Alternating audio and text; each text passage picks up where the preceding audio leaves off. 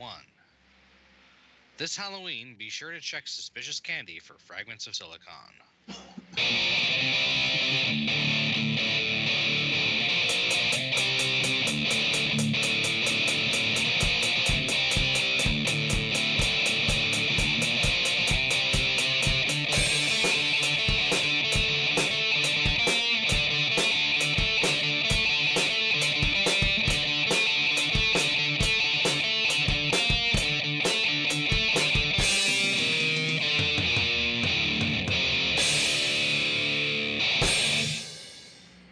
So are you saying we give out suspicious candy?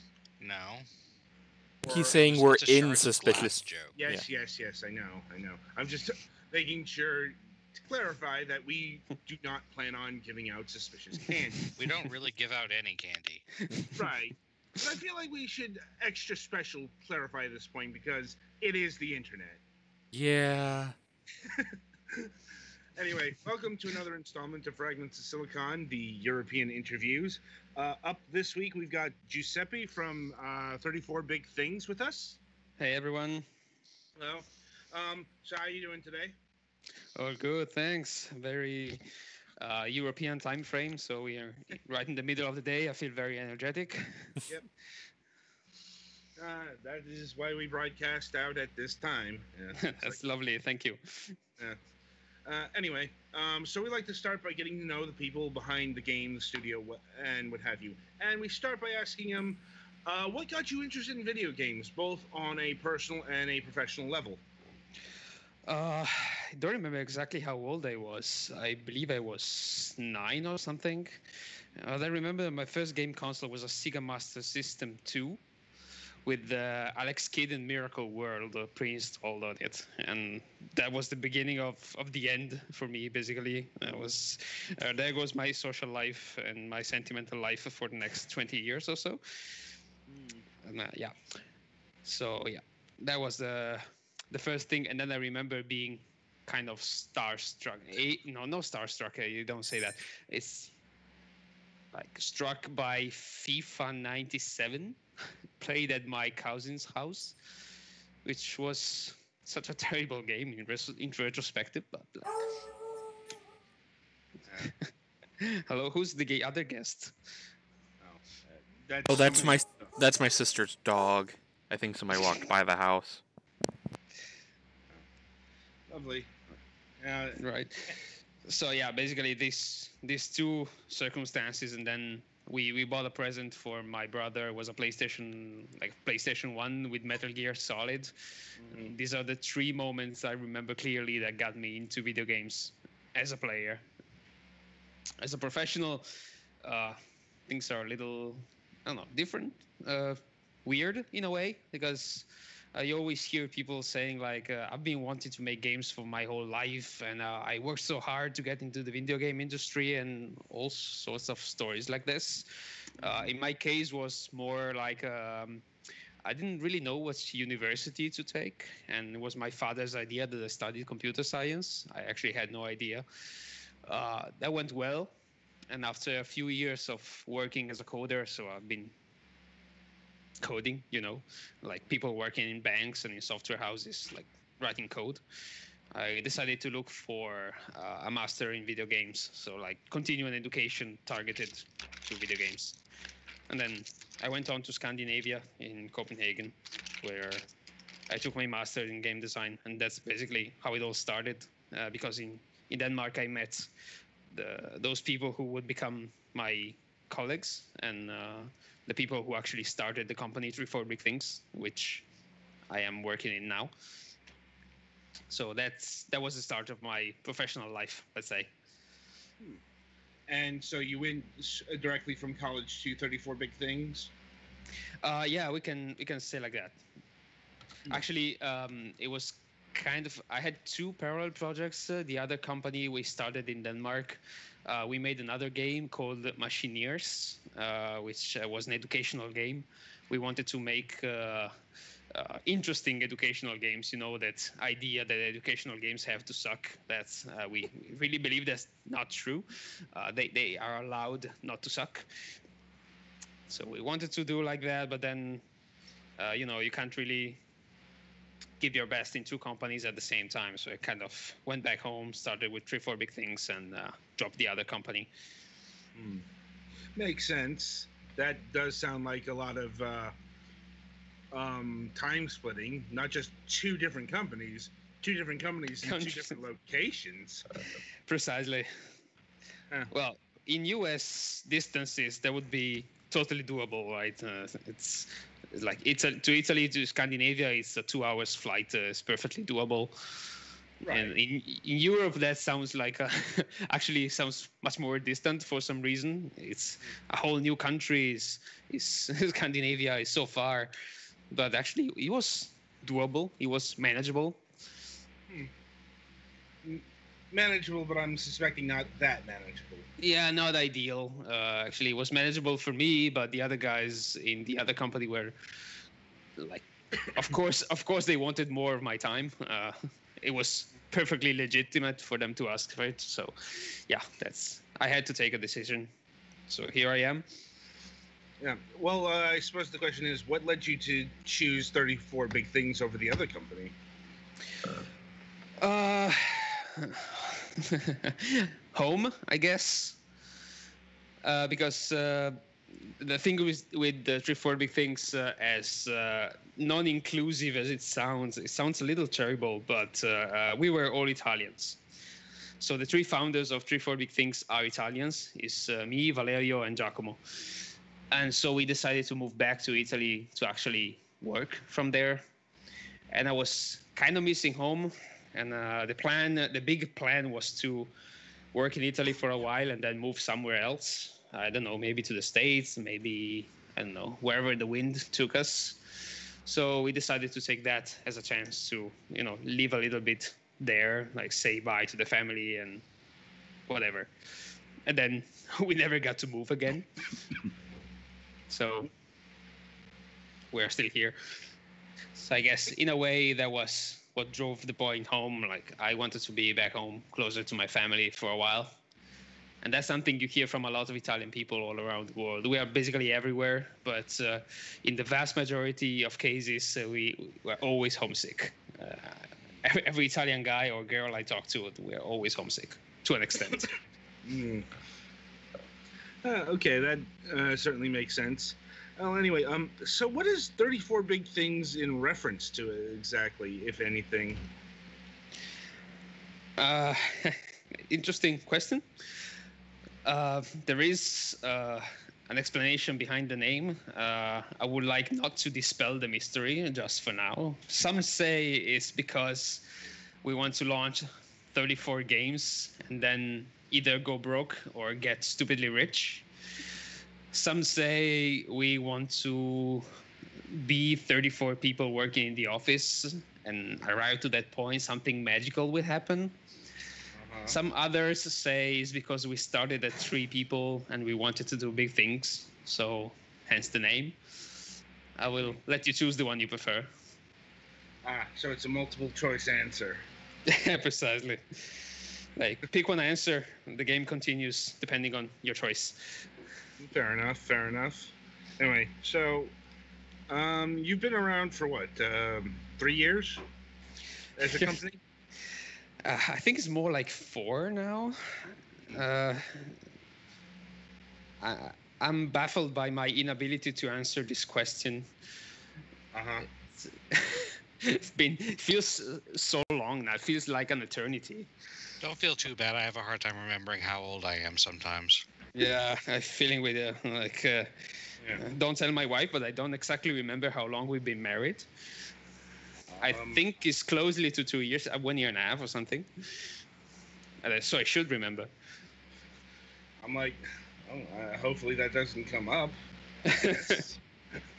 She's very understanding. Anyway, so your first game was Redout, correct? Actually, there was a second game. The first game we started working on was Redout. But it was not the first game we completed because it was way too big. Right. So what was the first game then? So the first game we released is called Hyperdrive Massacre. and we made in 5-6 months tops, no more. And we wanted to, have a test case scenario to go on Steam first. We've been working on Redout for about 2 years at that time, and we didn't want to burn it with a bad launch, if you know what I mean. Like, we were completely non-experts and in commercializing a product. So we wanted to try our hand at that first. So we prototyped this small little game. We packaged it in like 4 or 5 months, and we went to market with it. So that was our first game. And how did that experiment turn out? Very well, actually. It sold horribly at the beginning, which allowed us to learn a lot about how you're supposed to launch a game and what you're supposed not to do. So I would say excellent in that regard. So and then we went on Xbox as well. Was there a particular reason why you picked the Xbox One for this game? Yes. I'm not sure how much am I allowed to say, because I'm really terrible with NDAs. So there's a lot of things I'm not supposed to say. But I'll say them anyway. Hopefully nobody's going to sue me. But this I can say for sure. Xbox at that time was very friendly with indies. It was very friendly to us, especially. There was this program called the ED at Xbox, in which they would actively hunt for independent developers and reach out to them. And that's exactly what happened to us. So it was very convenient for us. It was rather easy to go through the submission process and actually ship the game on the console. And then we moved on to PlayStation because we were not big enough and strong enough to handle a multi-platform launch at the same time. So it was the more convenient option, let's say. Okay. And speaking on the lessons you learned from Hyperdrive Massacre as a marketing project, what did you end up applying to the release of Redout? A lot of things, actually. How to choose your launch window, what kind of press activity you have to do before actually launching the product, which people to reach out to, and how. Considerations about price point and launch window discount. Considerations about, for example, discounts in special occasions such as Halloween and like Steam sales and other outlets as well. We always talk about Steam a lot, but there are lots of other venues. For example, Good Old Games, Humble Bundle. There's a lot of different stores. You can actually monetize because the game is already made. And we found out that they do not overlap too much. So if you actually sell on Good Old Games or on Chrono GG, which is another excellent portal, that doesn't really detract from your Steam sales. So it's an excellent revenue stream.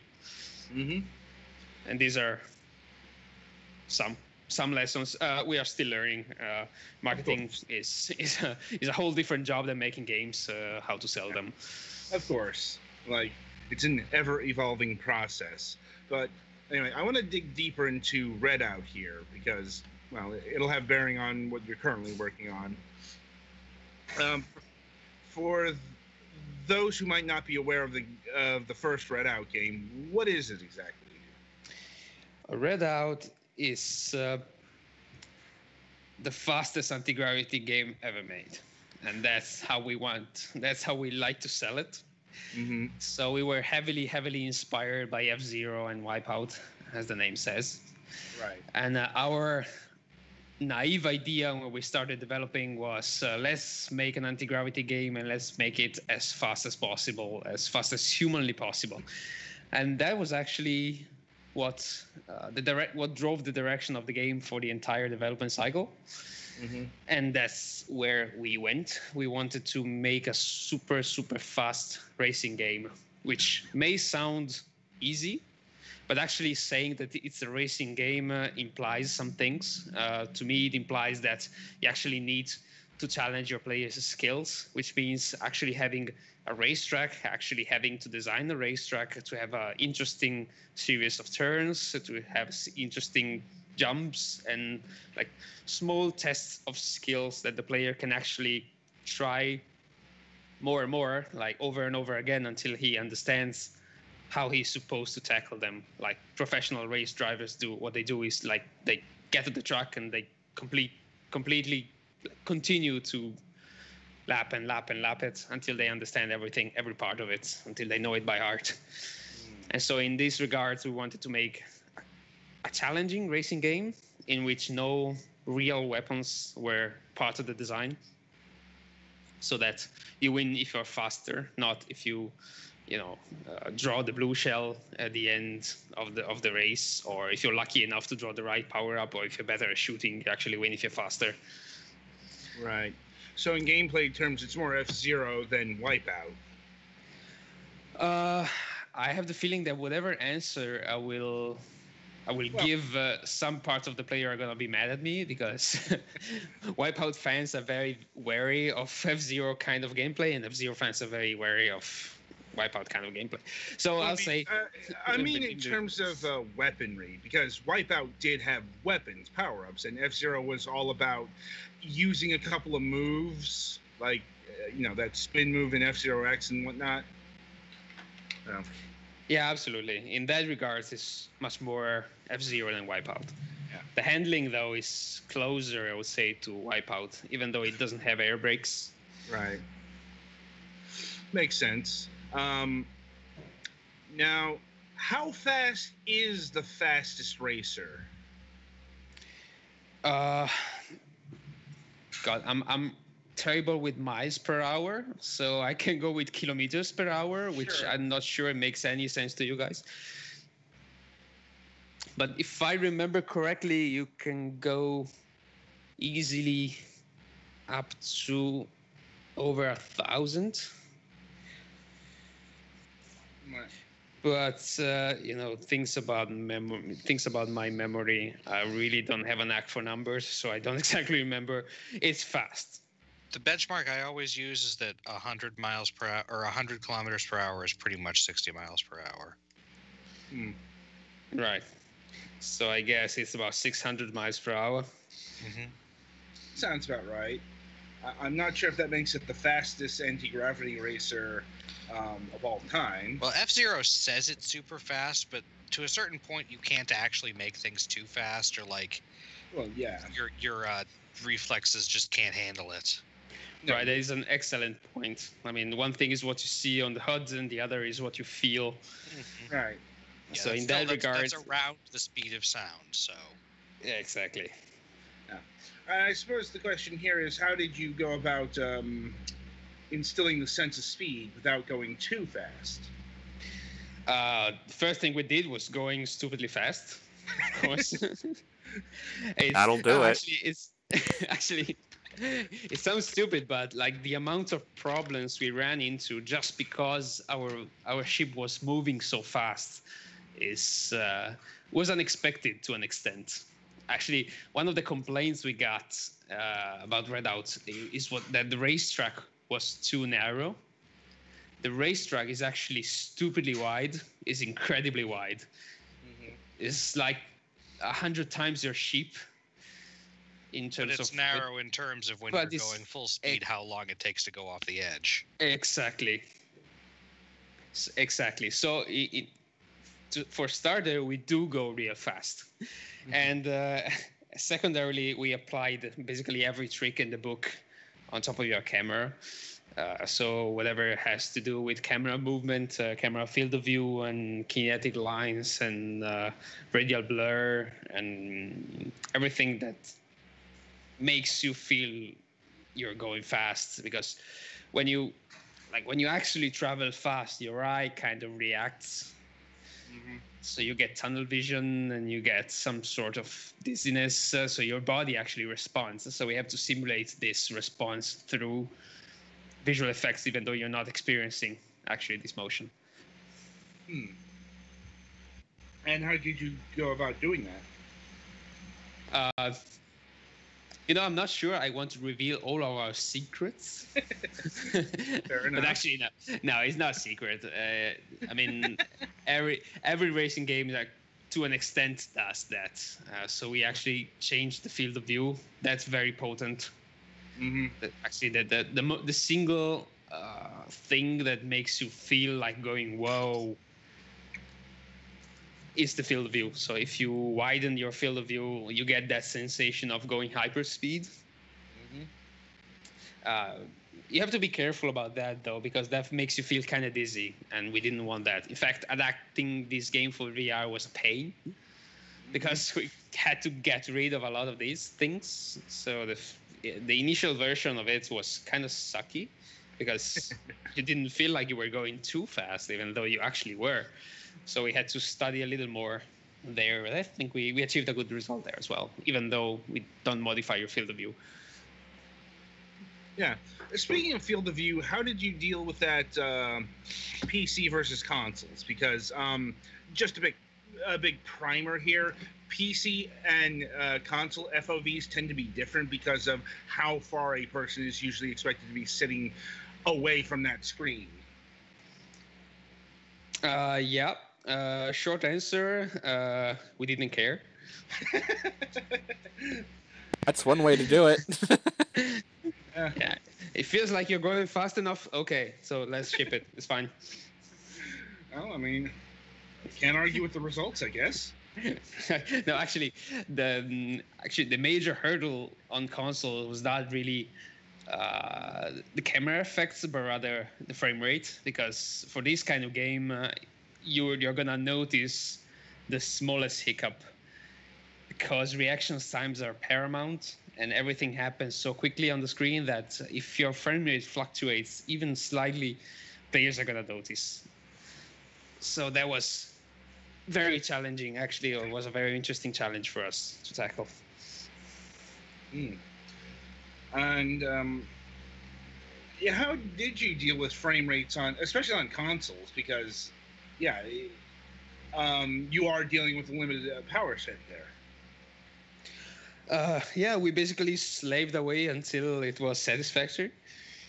Mm-hmm. The amount of work that went into the porting was ridiculous. Also because, as I said before, this was our first real gaming project as a studio. Right. And we basically started... Unreal is... Redout is built in Unreal Engine. Mm-hmm. And when we started developing Redout, Unreal Engine was much, much less mature than it was when we actually ported it on consoles. So a lot of things had changed in between. So we had to do a lot of catch-up work. And actually, a lot of...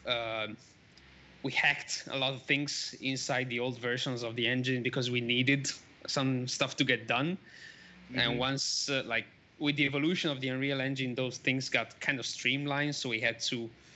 fall back and redo a lot of code. So let's say it was a lot of technological work, and actually we had to redo a lot of graphics as well to, limit the polygon count and redo LODs, review particle effects and that kind of stuff. Right. And I suppose that brings me to what... I'm not sure how much you can talk about this, but Redout for the Nintendo Switch. Is this thing still in development? Yes, very much. Okay. Dennis VR97. I'm just looking at the comments on Twitch, which is just... there is just one comment and it says, Redout Switch. Well, Mister, you will be satisfied. Yeah. Well, keep in mind, we are broadcasting at an irregular time for our program, so we don't usually get a lot of live commentators. Mm-hmm.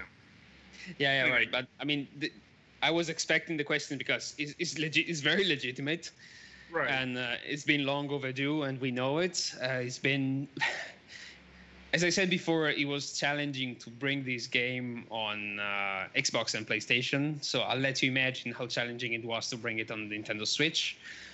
But it's still coming.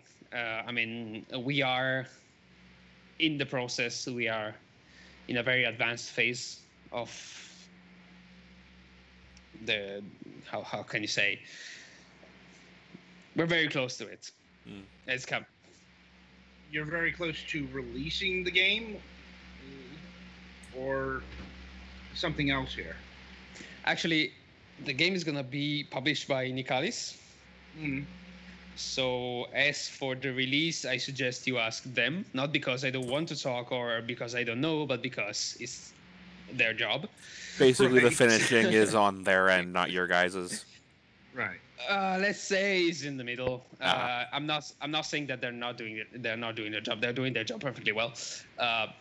From our end, we are wrapping things up. So what you're saying is development on Redout for the Nintendo Switch is coming to completion very soon. Precisely. Yeah. Got to make sure these things are clear because, well, when it comes to these things, they get picked up by news sites. Yeah, and we don't want Yeah. people breathing down our necks in our Discord. Yeah. That has happened once or twice. Yeah, I'm like, experience teaches you all. Anyway, in terms of the Switch version of Redout, are there any unique features in this port? Like, does it make use of HD rumble or gyro controls? Can I reply with no comment? Let's just make it, we'll find out when it releases, wink wink, nudge nudge, right? Right. I like the vocalization of your emoticons. Also, can you go into the technical details of the Switch port? Like what type of frame rate and resolution you're targeting? Were we supposed to talk about Redout Space Assault? I mean, I sent you guys a trailer, right? I like the subtle segue. No, the thing why I'm very how do you say wary? When you're cautious about talking about something. I'm sorry, forgive my English. When you're cautious about talking about something, is that we got so much flack for Redout on what was it, Xbox One X and PS4 Pro, that I really don't want to talk about this. I'll let other people talk about this when the time comes. All right. I'll just end this line of questioning by asking, is this game, I don't know if you know this, but like Nicholas did at one point plan a physical version of Redout for the Switch. Is that still in the works? Yes, that is still in the works. Okay. All right then. Switching from Redout to Redout. It will definitely be at least 1 frame per second on the Switch.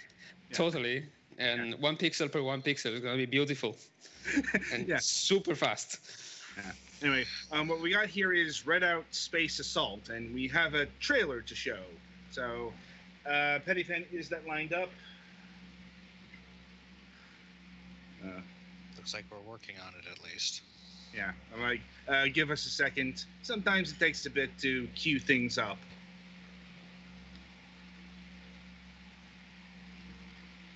Oh, hang on. The dog is going nuts. That explains why he's muted. Oh boy.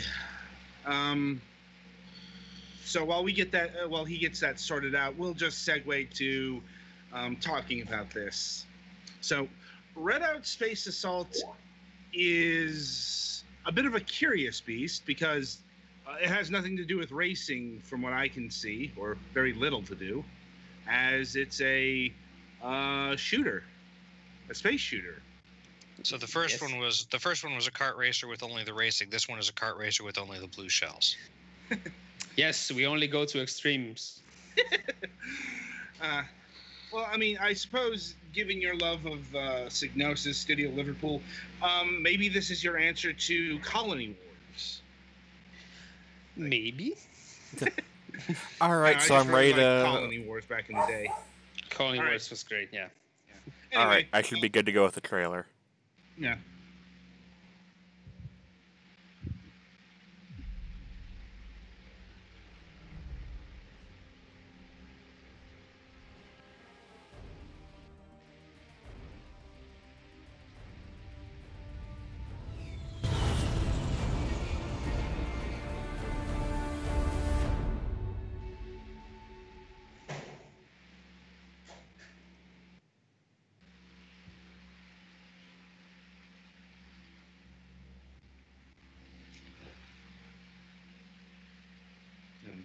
I think it went through.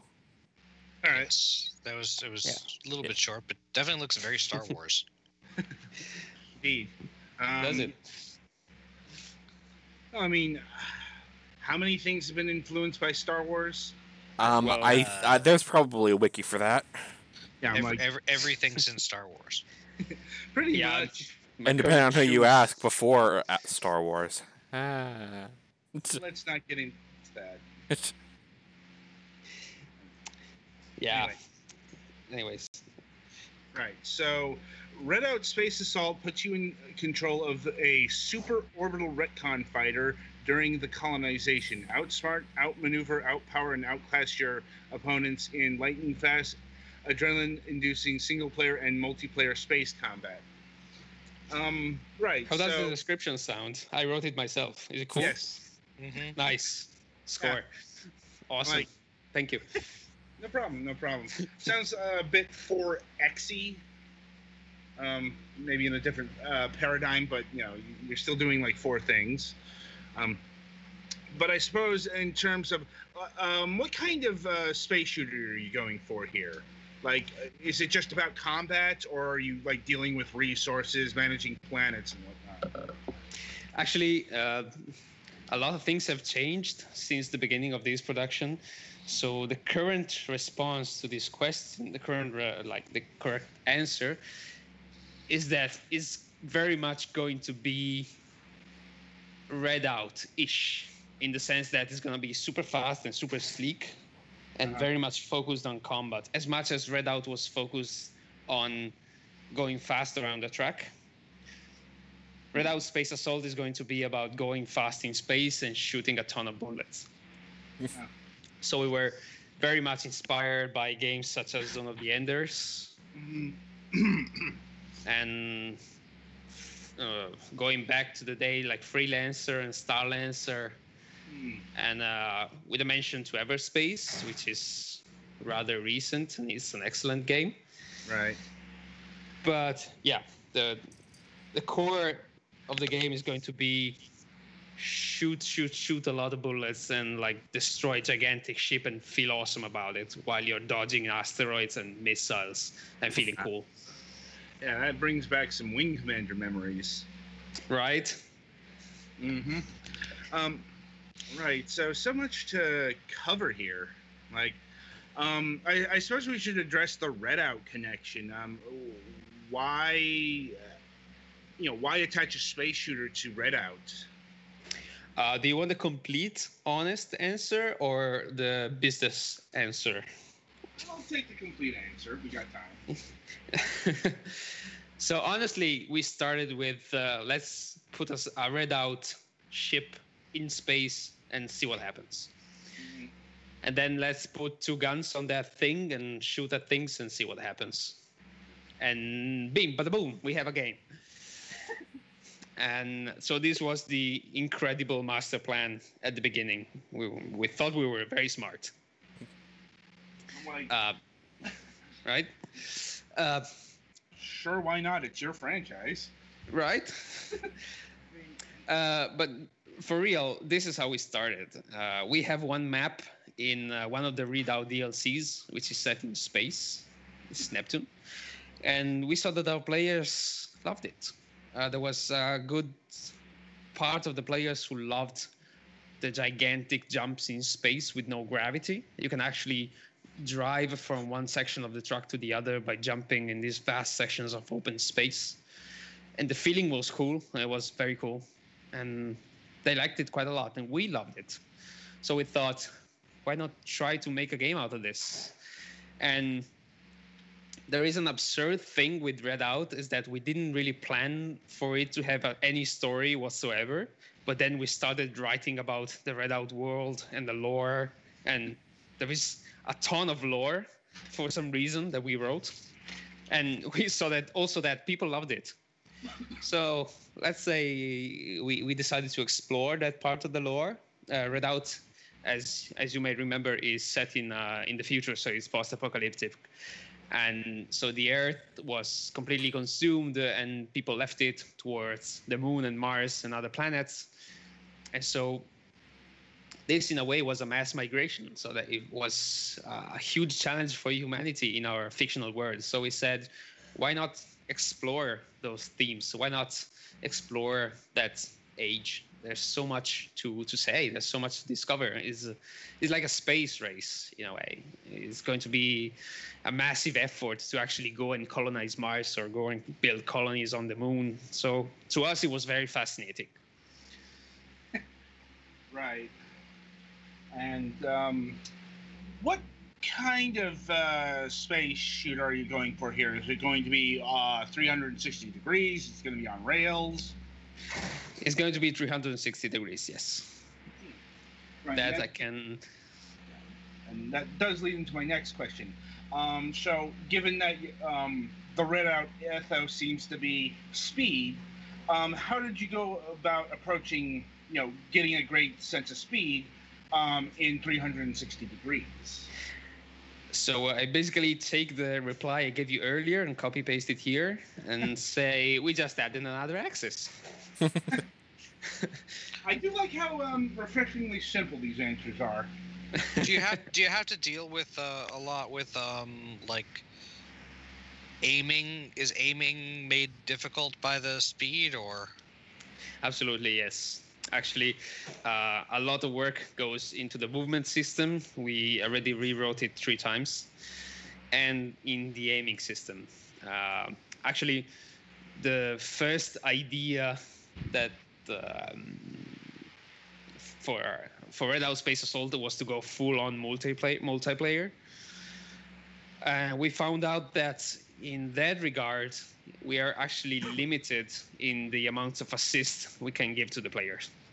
Because when you're playing single player, there's a lot of things I can do under the hood to help you in terms of game design and like nudging you towards the correct direction or helping you out with the aiming system or the missile lock system or shooting multi-missiles or whatever.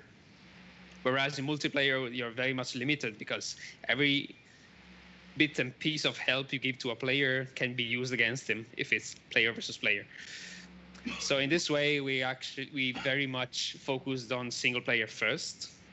So we studied a lot on the shooting system, the prediction system, and the types of weapon that you can use at these speeds, because it's also that's also very important. Like the type of projectile, the speed of the projectile you fire.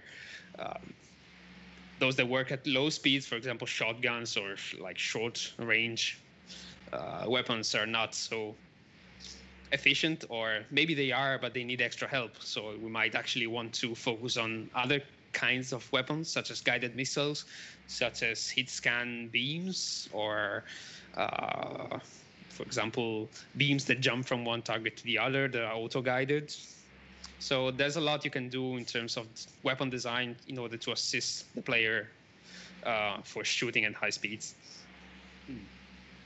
And what sort of weapons did you find work best at high senses of speed? Actually, the good old machine gun, if the prediction algorithm is correct and actually helping you, works wonders. We actually playing around with area of effect shrapnel weapons, such as I don't want to say, do you remember the good old days of World War II? But in World War II, to down bombers and flying machines, they would use this shrapnel artillery. So those shells would fly up to 3,000 feet, 4,000 feet, and explode there in proximity of the bombers and actually damage them. And if the shrapnel is fast enough, that works as well.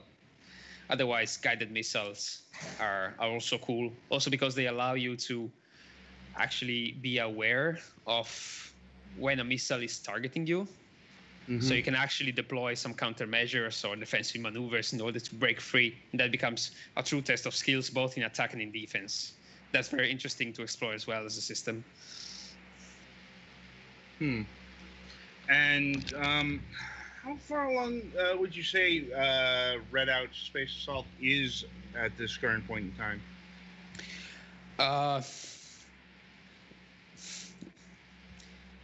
I'd say we are well underway in production. I don't want to say we are about 40% done, but we are about, let's say, 0 to 40% done. I'll let you pick a point in this range. I know the margin of error is kind of not ideal, but that's what I can give you. And are you aiming exclusively for the PC on this one, or will this see a console release at some point? As every time we develop something, we say, let's see how players react. So the idea is, well, if the PC launch goes well enough, then consoles. But our intent is consoles for sure. So if we actually manage to, stay alive long enough, we're gonna port this on console as well. Oh, that sounds a bit ominous. Well, it's games. It's a very rough market, and Steam especially is super crowded, and it's getting more and more hard to gain visibility. There's many excellent games that actually didn't sell too well, and there are many excellent companies that actually were not so lucky. And professionals get burned out quite quickly because it's a rough job. I mean, it's our dream job, and it's everybody's dream's job. So there's a lot of competition in there. So Right. things can happen. We are very confident that we're gonna make a good game, but you never know. Indeed. Anyway, shifting back to PC talk for a bit. Is this game being done in UE4 as well? Yes. Okay. And how have the tools progressed since the first Readout? Is it a lot easier developing this one versus the first Readout game? I would say yes, but not in. Well, a lot of the credit goes to ourselves because we actually learned to, make life easier for ourselves and not take stupid decisions at the beginning of a production, and not build upon hack upon hack upon hack. Actually, think things through. We learned quite a lot during the development of Readout, actually. So there are some tools we're going to carry over, and this is going to make life so much easier for ourselves. Especially in terms of porting the game to consoles. That's going to be... We learned a lot of invaluable things there. Right. And is there going to be support for joysticks in Space Assault? I'm not gonna promise anything, but I would love to. I would personally. I'm gonna really push for this to happen, because that's the way you're supposed to play these kind of games. Right. It's just a shame that not too many of these games come out anymore because viability, blah blah blah. Yeah, I mean, a lot of the hardware, like the peripheral makers, haven't made a decent flight stick in years because no games are coming out that really uses them. Yeah, it's getting more and more of a niche. It's still, I remember playing, what was it, Star Lancer on a Trustmaster joystick, and man, those were the days. I mean, I really had a blast. Yeah. Let's see. Are you planning any sort of early access with Space Assault here? Sorry, no. That was an idea we fiddled with for a while, but then we realized that early access is a very different way of going to market, and that would invalidate pretty much everything we've learned about going to market so far. And we're not in the position of experimenting with that. If we go on early access with a product in the future, we're gonna do it like we've done it before. So we're gonna test it first with a small project before going. If we were poker players, we would never go all in. That's that. Right. It also makes sense because this is a single player focused game. Like if it were multiplayer, I would understand the having a early access bent because community feedback and the like would be so much more important. Yeah, absolutely. I suppose my final question about Space Assault at this point is any sort of time release window and pricing. I kind of ran out of sentences to say. I wouldn't know what to say, so I'm just gonna plainly say it. No idea for now. I mean, yeah, we do have an idea, but with Redout, we were about 1.5 years late when it came to launching it. So I'm not gonna say anything stupid anymore. I'm gonna say it. I'm gonna say it once I know. Lessons have been learned. Yeah. Actually, I do have another question. Any Mac Linux plans? Oh man, this is tough. We ask the hard questions here. You guys really ask the hard questions. I mean, you're doing an excellent job and making me uncomfortable. We aim to please. This is probably going to be a little intensive in terms of requirements because we are actually striving for visual quality quite a lot. Of course, you have to plan for consoles release in advance, so there's a cap on the amount of super extra cool stuff you can push it in there. So yeah, could technically deploy it on a Mac, although I'm not sure the market justifies the effort, if you get what I mean. I mean, it's very sad to say. Also on Linux, we really wanted to release Redout on Linux. Just the market isn't there. I mean, man, it's so much work, and we don't think it's viable at the moment. Not a common answer. Not, unfortunate, but it is kind of the market reality of Mac and Linux. So. Yeah, I mean, I feel really sorry for that because I sound like a classist dickhead. I really have nothing against like Linux and Mac users. I actually have a lot of respect for Linux users. I'm just sad they can't play our games. Well, and a lot of times they don't kind of realize how easy DirectX being built into a lot of the new engines really is. Because you have to do a lot of trickery to get that kind of stuff to work on Mac and Linux. Yes. It's definitely not straightforward. Mm-hmm. DirectX has made things so much easier for game developers. It's not even funny. All right. I'll see if my colleagues here have any final questions for you. I have one. Have you decided how physics are going to be? Like, if you try and take a sharp corner too fast, do you risk damaging your ship, or is it just going to be kind of arcadey? You can do whatever. Actually, we're going to go a little more on the arcade side of things. Exactly for the reason that we want it to be, as I said before, super fast and super sleek. It doesn't really make sense to damage you if you take a sharp turn. Actually, I should encourage you to, take sharp turns and take risks. So eventually collide with asteroids and with other ships and, just gamble, take risks and maneuver. I don't really want to punish players for doing that. So we're going to go very much arcade on that regards.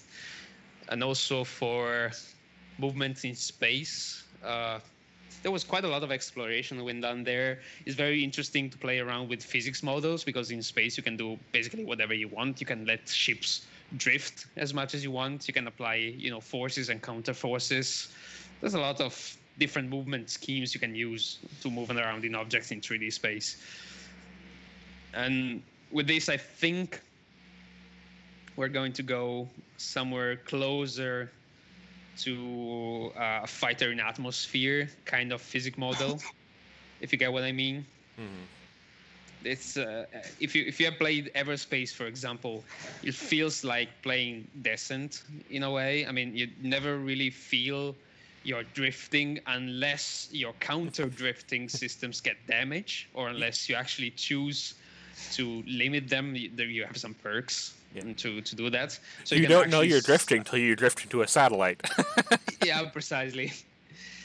So yeah, we don't really want to add this headache to the players who just want them to, fly and shoot, fly and shoot. Actually, this game could have been called Fly and Shoot Space Assault. All right, and I think that's it for me. What's the legal difference between space assault and space battery? God damn it. You don't have to actually answer that one. It was a joke. Yeah, actually, my English skills don't allow me to actually get the joke, so I'm glad I don't have to answer. Uh-huh. Right. Bad jokes are bad. Yes. No, it sounds like a funny joke. It's just that I didn't get it. Yeah. Mm-hmm. Right. It would take time to explain. Let's just say that. Right. Anyway, so the game is Redout Space Assault, currently in development. I can't really comment on a release window or a price since it is, 0 to 40% in development. So We can say next year. Let's say that. all right. So look for it next year. Maybe we'll have you on the program again to talk about it when it's, about to release. Or maybe I'll be here again when it's a huge success and we're all rich. That would be awesome. Either or,